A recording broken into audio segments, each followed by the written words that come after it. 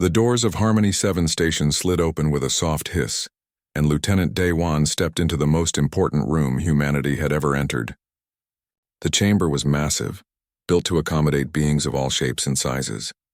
Crystal formations hung from the ceiling like frozen waterfalls, and the air smelled faintly of ozone and something sweet that Daewon couldn't quite identify. Beside him, Specialist Hyojin carried the diplomatic credentials in a simple case. Her posture was relaxed but professional. Behind them both, Young-Soo adjusted his tablet, ready to take notes on humanity's first official meeting with the Galactic Council. They had trained for this moment for 2 years. They knew the protocols, the proper greetings, the cultural sensitivities of a dozen different species. What they didn't know was that they were about to cause a panic. Daewon smiled as he approached the central platform. It was a warm smile, genuine and friendly. He had practiced it in the mirror that morning, wanting to make a good first impression. Hyojin smiled too, her expression open and welcoming. Young-Soo, ever the professional, allowed himself a small but pleasant smile as he bowed slightly to the assembled aliens. The reaction was immediate and terrifying. The Vrin representatives, beings that looked like walking clusters of purple crystals, scattered backward so quickly that several of them crashed into each other. Their crystalline bodies made sharp chiming sounds of alarm. The Mothcar warriors, towering insectoid creatures covered in dark green carapace, raised their weapons in perfect unison, their compound eyes fixed on the humans with an intensity that made Daewon's smile falter. The Kelthan diplomats, who looked like upright seals with delicate fins and large, expressive eyes, made high-pitched sounds of distress. One of them actually fainted, falling into a pool built into the floor specifically for their aquatic biology. Daewon's smile vanished. His hand went up instinctively, palm forward, a universal gesture of peace. "Wait," he said in carefully practiced galactic common. "We mean no harm." A Mothcar commander stepped forward, weapon still raised. His voice came through a translator device attached to his thorax. "Do not bear your feeding implements again, human. We have seen the intelligence reports. We know what your species is capable of." Hyojin's brow furrowed in confusion. "Feeding implements?" she whispered to Daewon in Korean. "What is he talking about?" Young-Soo, who had been studying xenobiology for the entire journey to the station, suddenly understood. "Our teeth," he said quietly. "When we smile, they see our teeth. They think we're threatening them." The realization hit all 3 humans at once. Their friendly gesture, meant to show warmth and openness, had been interpreted as a predator displaying its weapons. Daewon felt his stomach drop. 2 years of preparation, and they had made the worst possible first impression in the first 10 seconds. A tall, willowy being that seemed to be made of flowing silver fabric stepped forward. This was Counselor Vrisinth, the senior representative of the Vrin Collective. When it spoke, its voice sounded like wind chimes in a gentle breeze.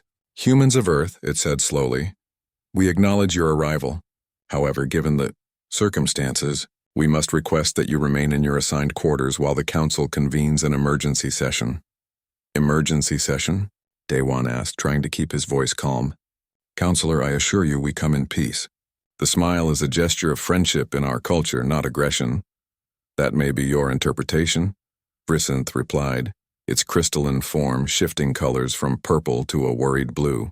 "But you must understand what you appear to be to us. Your intelligence file makes this very clear. You are apex predators. Your eyes face forward to track prey.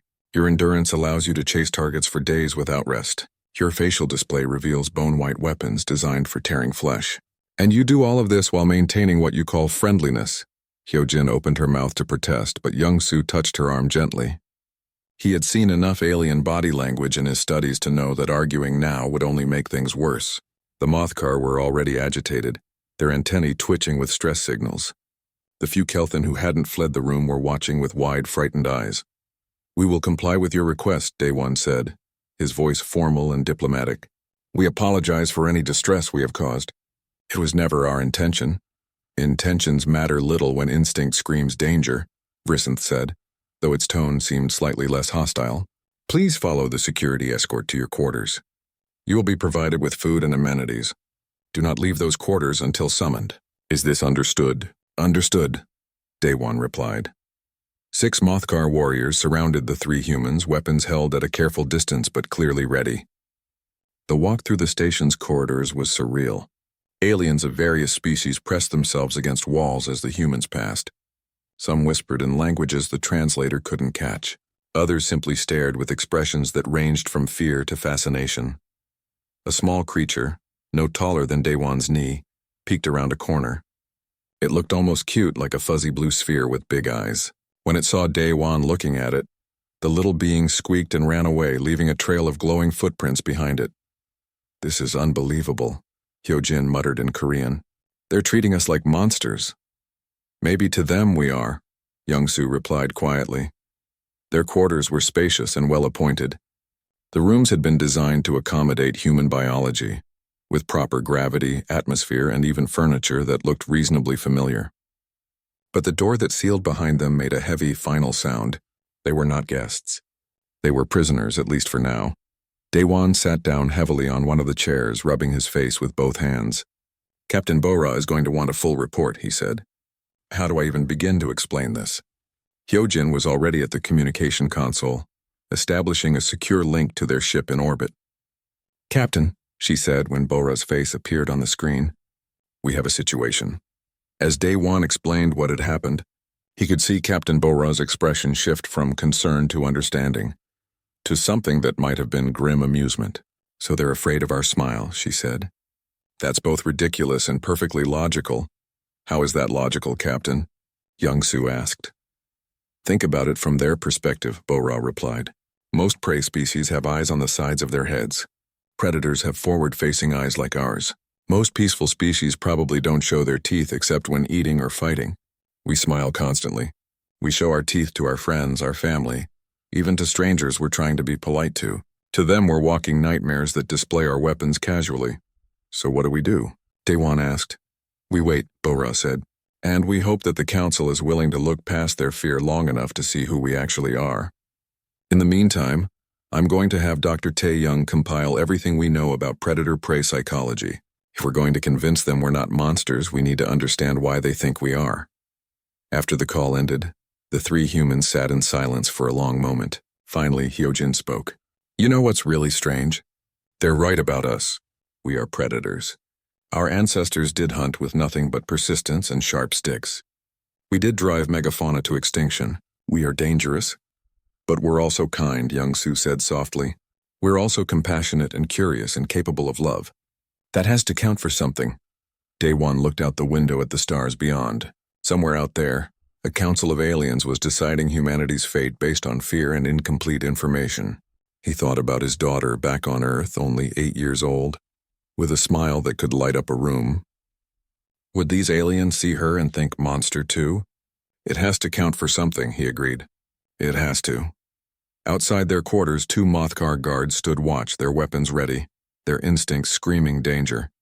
And deep in the council chambers, beings from across the galaxy gathered to discuss the most terrifying question they had faced in generations.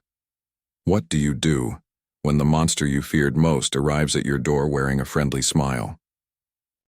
Captain Bora stood in the conference room of the Earthship Resilience, watching the data scroll across multiple screens.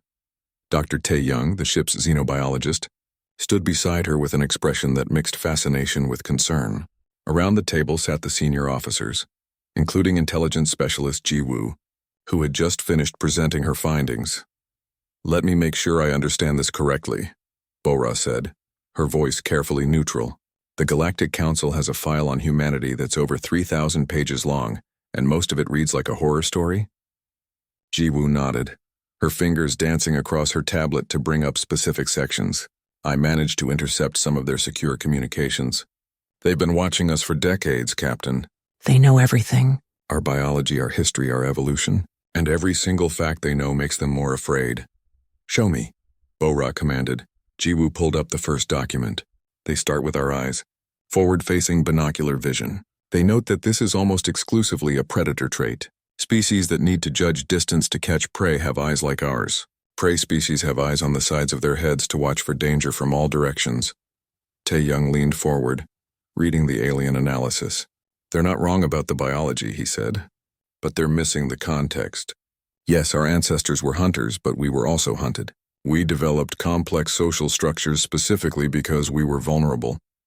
They don't see it that way. Jiwoo continued, pulling up more documents.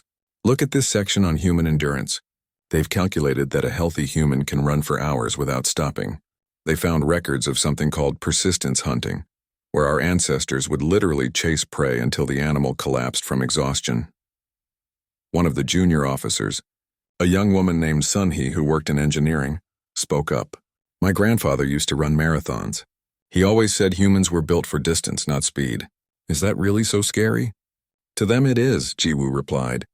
Most species in the galaxy can sprint quickly but tire fast. The idea of a predator that never stops, that just keeps coming no matter how far you run, that's the stuff of their nightmares. They even have a term for it in Galactic Common that translates roughly to the walking death. Bora felt a chill despite herself. What else? They're terrified of our diet, Taeyong said, taking over the presentation. He pulled up a section that had been marked with multiple warning symbols. They note that humans regularly consume toxic substances for pleasure. Alcohol, which is literally poison. Capsaicin from peppers, which is a chemical weapon plants develop to stop being eaten. Caffeine, which is an insecticide. And we put these things in our bodies voluntarily multiple times a day because we enjoy it. That's ridiculous, Sunhee protested. Coffee isn't going to hurt anyone. It would hurt most of them, Taeyong replied gently. The Kelthan can die from a single drop of alcohol in their water. The Vrin have no concept of consuming anything that causes pain or discomfort. To them, the fact that we eat spicy food for fun is proof that we're insane. Jiwoo pulled up another section. Then there's our relationship with other predators. They found images and videos of humans with dogs and cats. They understand that these are predatory species that we've domesticated, but they can't understand why. The analysis I intercepted used the phrase pack bonding with natural enemies. They think we keep dangerous animals around as weapons or status symbols. My cat sleeps on my bed, Sunhee said quietly. She purrs when I pet her. How is that scary? Because they don't understand it, Bora said, beginning to grasp the scope of the problem. They see the teeth and claws and assume the worst. What else? Taeyong pulled up a medical file. Our skin. They're disturbed by how easily we scar and how we treat those scars. They found records of soldiers comparing scars, athletes showing off old injuries, even children bragging about wounds from playing. They interpret this as evidence that we enjoy violence and see injuries as achievements rather than trauma. It's cultural, Jiwoo added.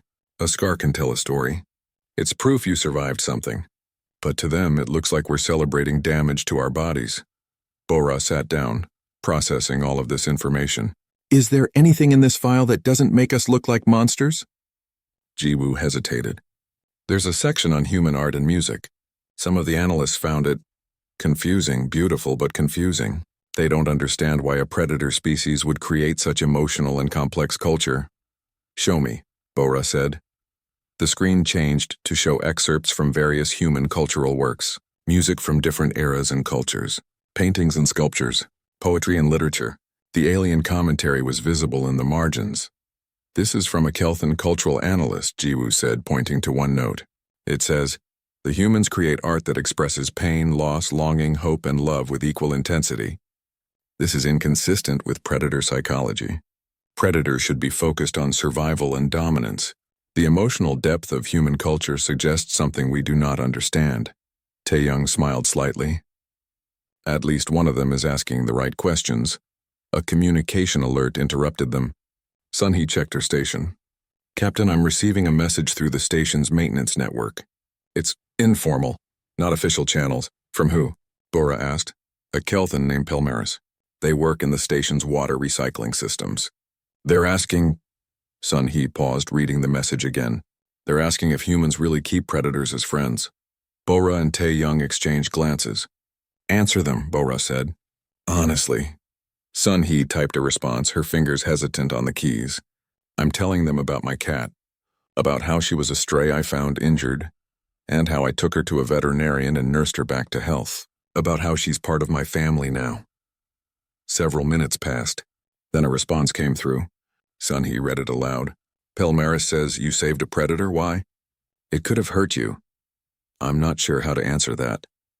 Tell them the truth, Taeyong suggested. Tell them she needed help and you could help her, so you did. Sunhee typed the message and sent it. The response came faster this time. They're asking more questions. They want to know about dogs, about why we run with them and play with them. They seem curious, not just afraid. Bora stood up. Keep that conversation going, Sunhee. It might be the most important communication we have right now. If we can make one of them really understand, then maybe there's hope. Jiwoo cleared her throat. Captain, there's one more thing in the file. It's marked as the highest threat level. Of course there is, Bora muttered.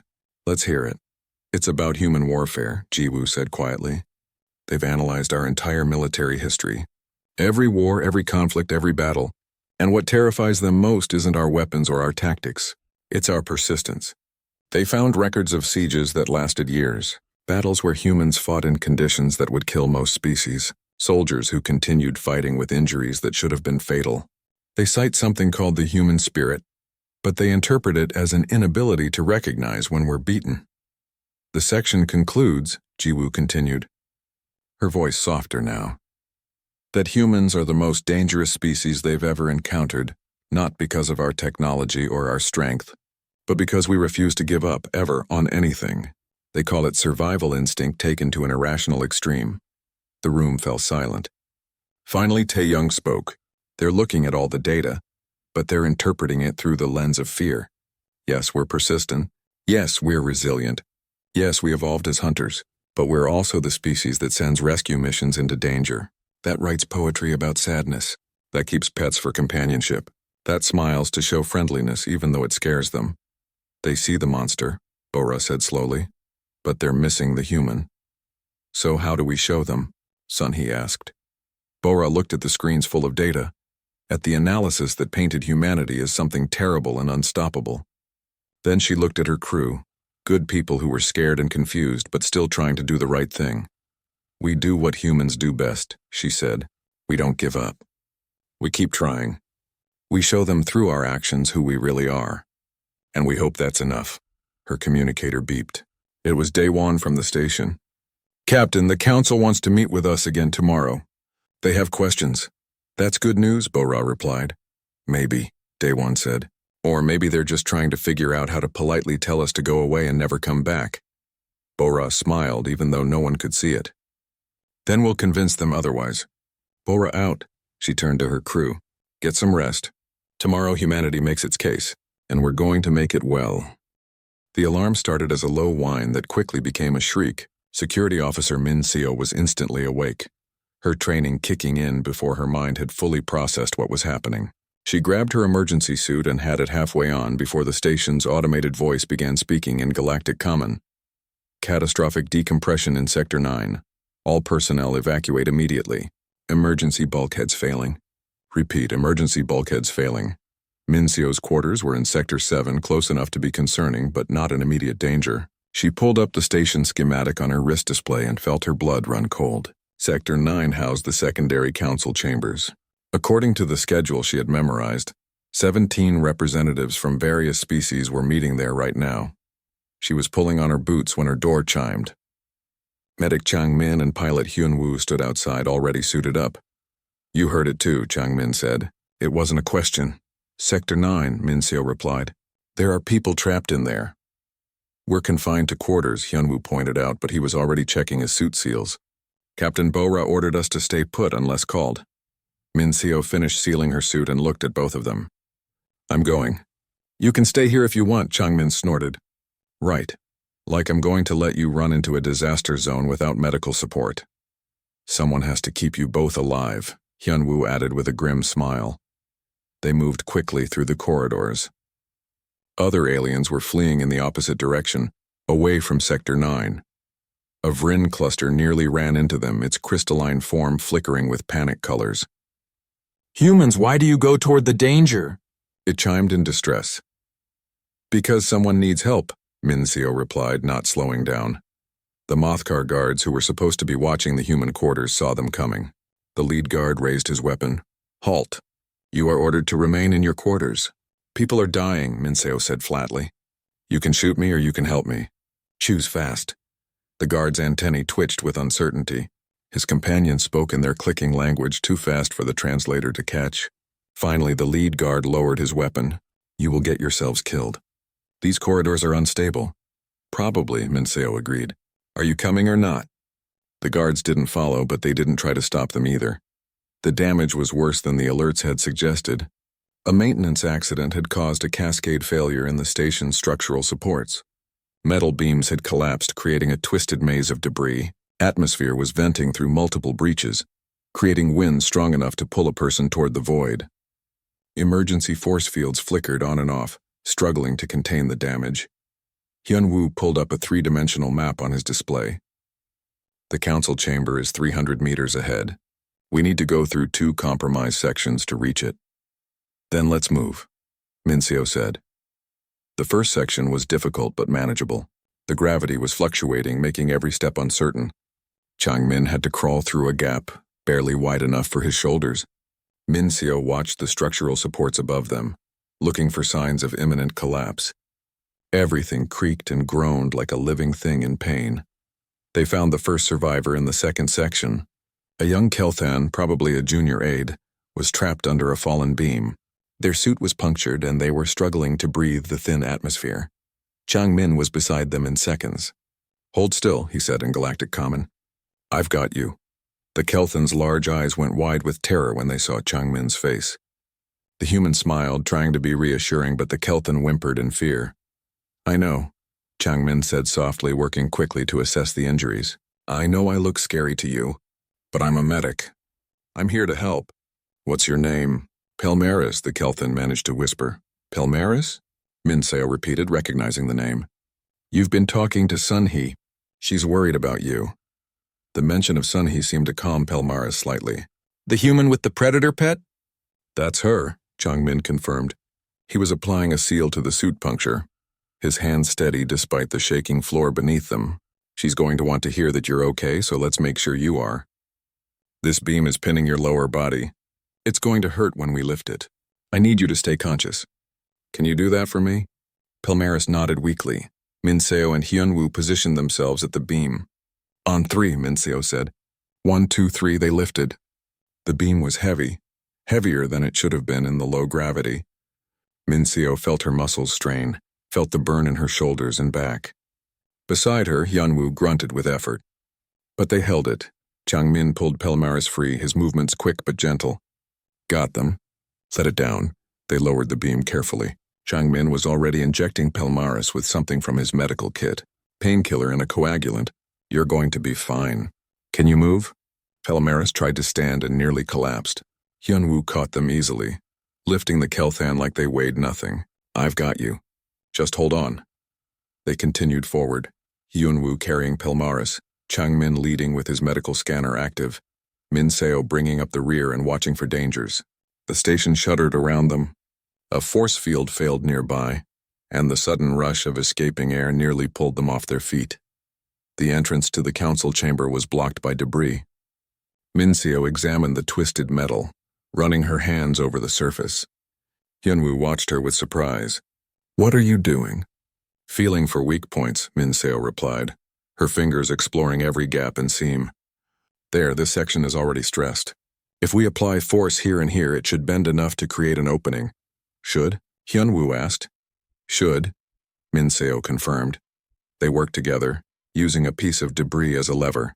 The metal groaned and resisted. Minseo's arms shook with effort. Then with a shriek of tortured metal, the blockage shifted. The gap was narrow, barely large enough for a person to squeeze through. I'll go first, Minseo said. On the other side, the council chamber was chaos. The elegant room was torn apart, exposed to the void on one side where the outer hull had breached. Emergency force fields were the only thing keeping the atmosphere in, and they were failing. Aliens of various species huddled together in the center of the room, as far from the breach as possible. Minseo counted quickly. 16 beings. One was missing from the number they'd expected. A Mothcar warrior, larger than any Minseo had seen before, limped toward her. His carapace was cracked and leaking fluid. Human, he said, his voice harsh through his damaged translator. Why are you here? To get you out, Minseo replied simply. I am Kethral, commander of the Mothcar Diplomatic Guard. I can barely walk. The others are injured. We cannot reach the exit. Changmin squeezed through the gap, followed by Hyunwoo still carrying Pelmaris. The sight of 3 humans entering the chamber caused a ripple of fear among the trapped aliens. Some pressed themselves further back. Others simply stared in shock. Changmin went straight to Kethral. "Let me see that wound." Kethral's mandibles clicked in what might have been surprise or amusement. "You are the medic?" "Yes," Changmin said, already examining the crack in the mothcar's carapace. "This is bad. You're leaking hemolymph. I need to seal this now. You know our biology?" Kethral asked. "I studied." Changmin replied, pulling out a specialized bonding agent from his kit. "Hold still. This is going to hurt." As Changmin worked, Minseo and Hyunwoo began organizing the evacuation. Most of the aliens were small enough that Hyunwoo could carry 2 at a time. Minseo helped those who could walk on their own. The Vrin representatives linked together in a cluster, making themselves easier to move. The force fields flickered again. One went out completely before resetting. "They didn't have much time. Can you walk?" Changmin asked Kethral, finishing the seal on his carapace. The mothcar took a careful step, testing his leg. "I can walk." "Then help me with the others," Changmin said, already moving to the next injured alien. For the next 20 minutes, the humans worked without stopping. Minseo made 3 trips through the twisted corridors, each time carrying or guiding survivors to safety. Hyunwoo moved with tireless efficiency, his pilot's training making him steady even in the unstable gravity. Changmin treated injuries as fast as he could, his medical kit running low on supplies. On the final trip, only Kethral and Changmin remained. The Mothcar warrior watched the human medic pack up his kit with an expression that was hard to read. "You risked your life for us," Kethral said. "Why?" Changmin looked up at him, surprised by the question. "Because you needed help. That's enough reason. Your species is labeled as predators, as dangerous. Yet you run into fire to save prey species. This does not match the profile." Changmin smiled, then remembered what that gesture meant to them and let it fade. "Maybe the profile is wrong. Maybe we're more than what we look like." A massive tremor shook the station. The force fields failed completely. Atmosphere began screaming toward the void. Changmin grabbed Kethral and pulled him toward the exit. They squeezed through the gap just as the chamber behind them tore itself apart. The explosion was contained by emergency systems, but it was close. Too close. The council chamber was different this time. Instead of the formal seating arrangement from before, the representatives gathered in a more casual circle. Many of them bore visible injuries from the disaster in Sector 9. Kethral stood near the center, his carapace still showing the emergency seal that Changmin had applied. Ambassador Jaewon entered with researcher Yoonji beside him. Behind them came Daewon, Hyojin, and Youngsu. The humans walked slowly, carefully keeping their expressions neutral. No smiles this time.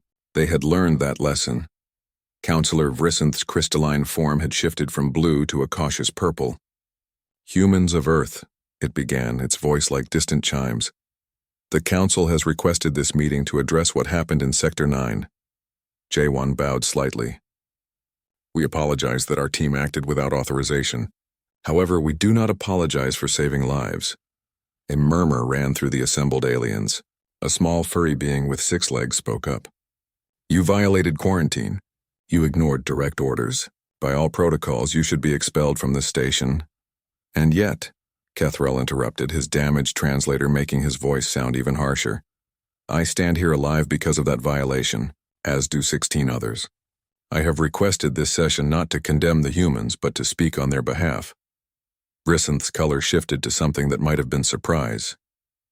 "Commander Kethral, your perspective is valued, but you must understand the concerns of the Council. The human actions, while heroic, also demonstrated exactly what we fear about them. They moved through conditions that would kill most species. They lifted debris with their bare hands. They worked without rest in toxic atmosphere. One of them held their breath for over 4 minutes while navigating a flooded corridor." "Yes," Kethral agreed. "They did all of that. And then they used those terrible abilities to save us. Not to hurt us. To save us." Yoonji stepped forward. "Counselors, if I may speak." Vrisanth gestured assent. "You are Dr. Yoonji, the human researcher?" "I am. I've studied your intelligence file on humanity. It's thorough and accurate in its facts. But it's missing context. It's missing the why behind the what." She activated a holographic display. "May I present an alternative analysis?" The chamber fell silent. Finally, Vrisanth spoke. Proceed. Yunji's first image showed a human skull next to the skulls of various predators. Yes, we have forward-facing eyes. Yes, this is a predator trait. But look at our skull structure compared to other apex predators. Our eyes are positioned for depth perception, but our cranium is enormous compared to our body size. We didn't survive by being the strongest or the fastest. We survived by being smart enough to work together. The next image showed ancient humans hunting. You noted our persistence hunting. You called us the walking death. But look at what's happening in this image. Count the hunters. There are 12. Humans hunt in groups because individually we're weak. A single human is no match for most large prey. We needed each other to survive. A Kelthan representative spoke up, their voice soft and musical. But you still hunted. You still killed. We did, Yunji agreed. We were omnivores. We ate what we could find. But here's what your analysis missed. She showed images of ancient human settlements. We also cared for our injured. We found skeletons of humans with severe injuries that healed, which means others cared for them during recovery. We found elderly individuals who survived years past their physical prime, which means younger members fed and protected them. We didn't just hunt together. We lived together. We cared for each other. Young Su activated his tablet, adding supporting data. Your file mentions that humans consume toxic substances for pleasure. Alcohol, caffeine, capsaicin. You interpret this as evidence of insanity or danger. But consider this. Humans developed culture around these substances. We share coffee with friends. We drink alcohol in celebration. We challenge each other to eat spicy food as a game. These aren't just toxins to us. They're social experiences. That makes no sense, a small alien squeaked from the back. Why would you poison yourself socially? Because the poison isn't the point, Yunji explained gently. The gathering is the point. The friendship is the point. The sharing is the point. Yes, we can tolerate things that would kill you, but we use that tolerance to bring joy to our communities, not to cause harm. Hyojin spoke next, her voice clear and steady. Your file also mentions our relationship with other predators. You found it disturbing that we domesticate dogs and cats. You called it pack bonding with natural enemies. But you're missing the most important part of that story. She showed an image of a wolf, then a series of images showing the evolution from wolf to dog. Thousands of years ago, wolves and humans were competitors. We hunted the same prey. By all logic, we should have been enemies. But something different happened. Some wolves began following human hunting parties, eating the scraps we left behind. Over time, trust developed. Those wolves became less aggressive, more social. We began to rely on each other. Humans gained hunting companions and guards. Wolves gained reliable food and protection. This is not dominance, Hyojin continued. This is partnership. My family has a dog. His name is Buddy. He's not a weapon or a status symbol. He's a friend. He greets me when I come home. He sleeps by my bed. When I'm sad, he rests his head on my lap. That's not a predator relationship. That's love. The chamber was quiet. Several of the aliens looked confused, as if this concept didn't fit into their understanding of the universe. Daiwan took over the presentation. You're also concerned about our scars. You think we celebrate violence because we show off old injuries. But context matters. A soldier's scar isn't a trophy of causing harm. It's proof of survival. It's a reminder that they faced danger and lived. When humans share scars, we're sharing stories. We're saying, I survived this and so can you. It's not about glorifying injury. It's about acknowledging resilience. Ambassador Jae-won moved to the center of the chamber. Your analysis of humanity focuses on our capacity for danger. And you're right. We are dangerous. We can run for hours. We can lift heavy weights. We can survive injuries that would kill most species. We can tolerate toxins. We can persist through conditions that should stop us. But you're making a critical error in your analysis. He paused, looking around at the assembled aliens. You assume that because we can be dangerous, we will be dangerous. You see the capability and assume the intent. But ask yourselves this. Why would a dangerous species develop complex music that makes people cry? Why would predators write poetry about loss and longing? Why would hunters create art that celebrates beauty and peace? Yunji brought up a new display showing human artwork from across the centuries. Paintings of sunsets, sculptures of dancing figures, photographs of children laughing. Music that ranged from joyful to melancholy. This is also humanity, she said softly. We are capable of violence, yes, but we are also capable of tremendous compassion, creativity, and love.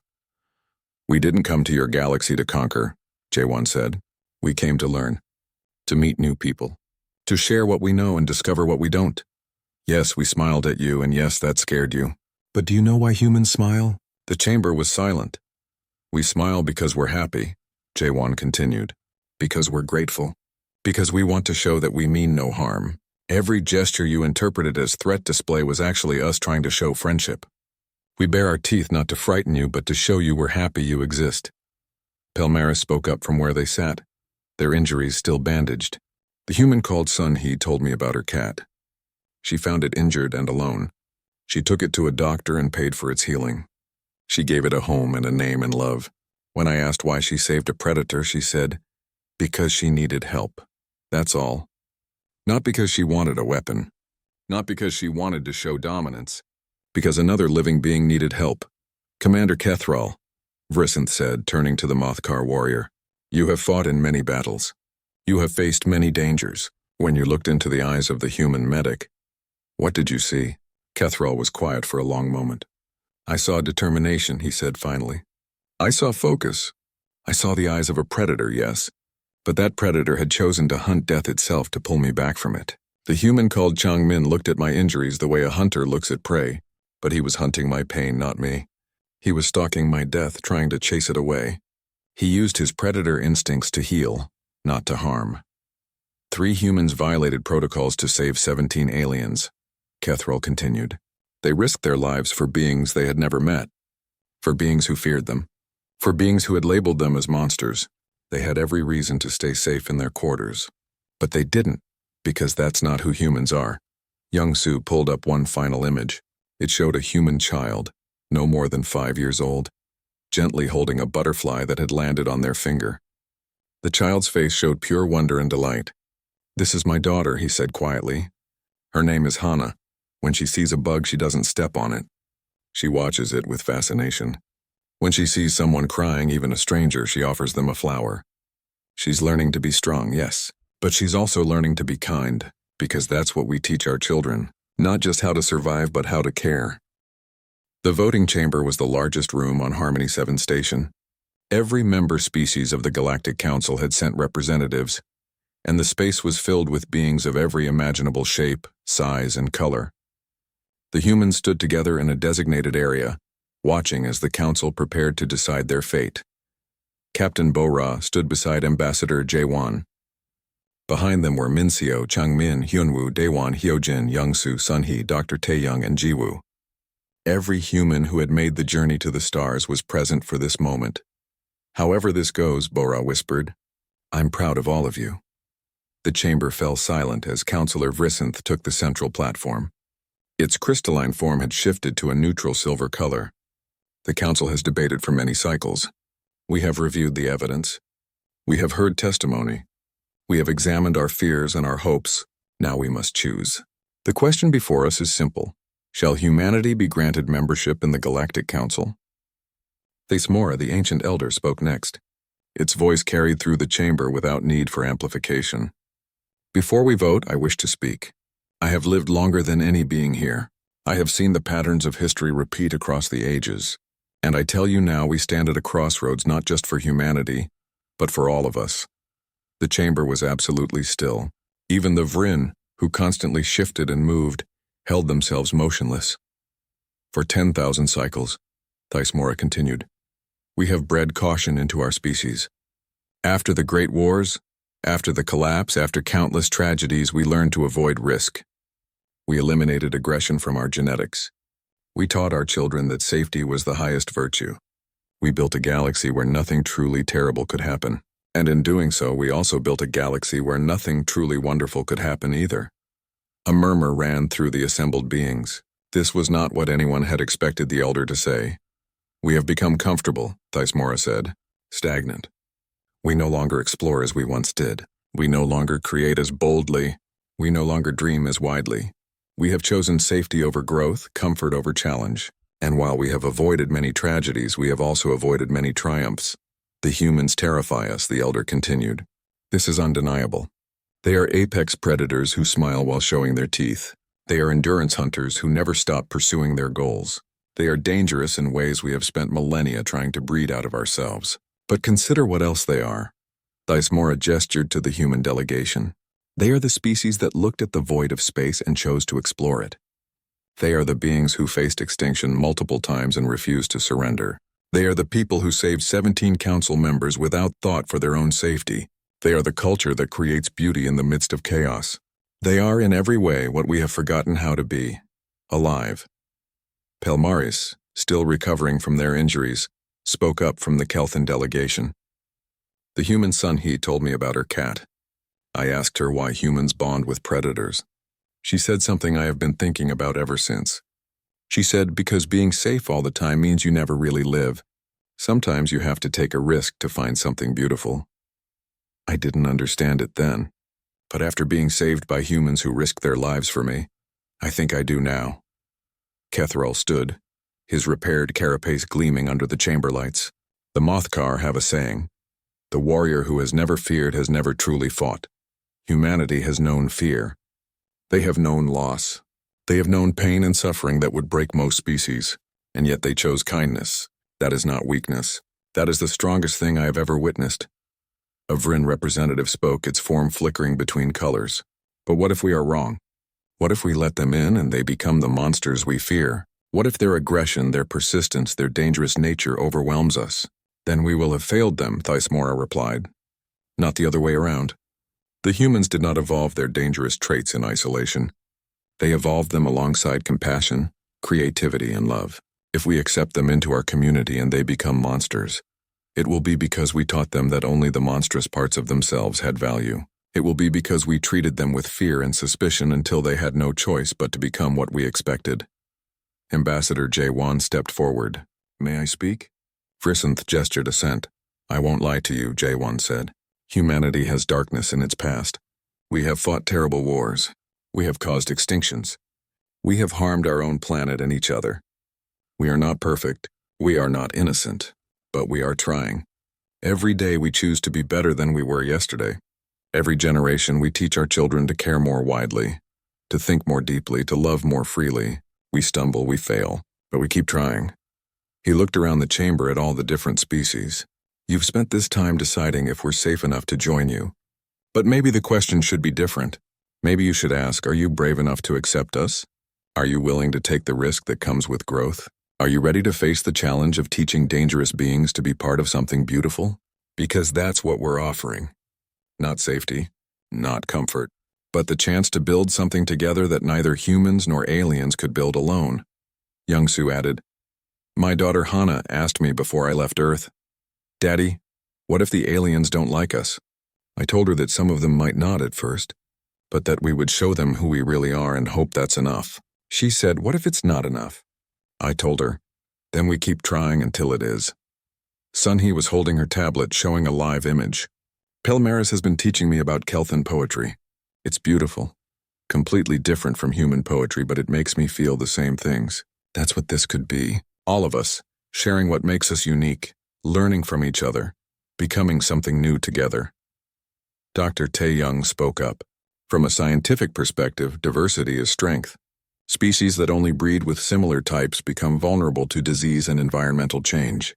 The same is true for cultures and ideas. If the Galactic Council is composed only of species that think alike, act alike, and fear the same things, it becomes fragile. Humanity offers something different. Maybe uncomfortably different. But difference is how evolution happens. It's how survival happens. It's how greatness happens. Frisanth called for order. The Council must vote. Each species will cast their decision. Those in favor of granting humanity membership will signal affirmative. Those opposed will signal negative. Those who abstain will signal neither. The majority must reach 2/3 approval for the measure to pass. The voting began. Each species was called in turn. The process was slow, formal, and absolutely nerve-wracking. The humans stood together holding hands, barely breathing. The Kelthans voted yes. Pelmaris had influenced their delegation strongly. The Mothkar voted yes. Kethrol had made his position clear, and his warriors followed their commander. The Vryn divided. Some clusters voted yes, others no, creating a split that counted as abstaining. Species after species cast their votes. Some yes, some no. Many abstaining, unsure, wanting more time to decide. The count was close. Agonizingly close.